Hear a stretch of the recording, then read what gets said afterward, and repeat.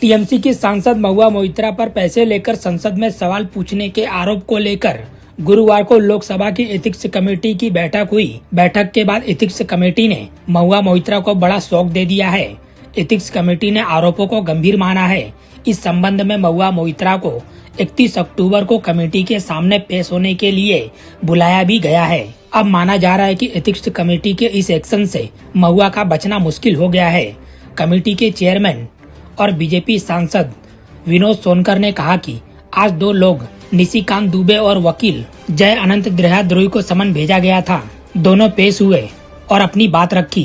सोनकर ने कहा, इसके बाद महुआ मोइत्रा को 31 अक्टूबर को बुलाने का फैसला लिया गया है। वह अपना पक्ष रखेंगी।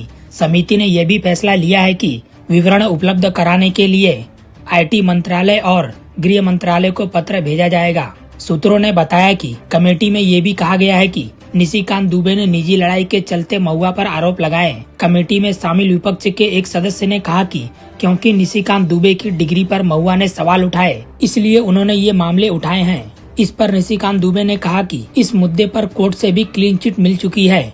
निशिकांत दुबे ने कमेटी को भरोसा दिया है कि जब भी जरूरत होगी वह फिर से कमेटी के सामने आने को तैयार हैं। बैठक के बाद निशिकांत दुबे ने कहा, प्रश्न सामान्य थे।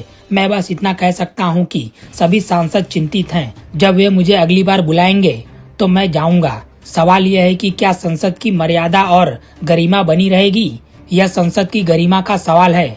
एथिक्स कमेटी मुझसे ज्यादा चिंतित है। महुआ मोइत्रा पर क्या आरोप लगे हैं? बीजेपी सांसद निशिकांत दुबे ने कहा कि महुआ मोइत्रा के करीबी रह चुके देहद्रोही ने महुआ और कारोबारी दर्शन हीरानंदानी के बीच अडानी समूह और पीएम मोदी पर निशाना साधने के लिए रिश्वत के लेन देन के ऐसे साक्ष्य साझा किए हैं। महुआ मोइत्रा ने इन आरोपों को खारिज किया है। निशिकांत दुबे ने लोकसभा अध्यक्ष ओम बिरला को लिखे पत्र में कहा कि महुआ मोइत्रा की तरफ से लोकसभा में हाल के दिनों तक पूछे गए 61 प्रश्नों में से 50 अडानी समूह पर केंद्रित थे। वहीं कारोबारी हीरानंदानी ने एक हल्फनामे में स्वीकार किया है कि महुआ ने प्रधानमंत्री मोदी की छवि खराब करने के लिए गौतम अडानी पर निशाना साधा।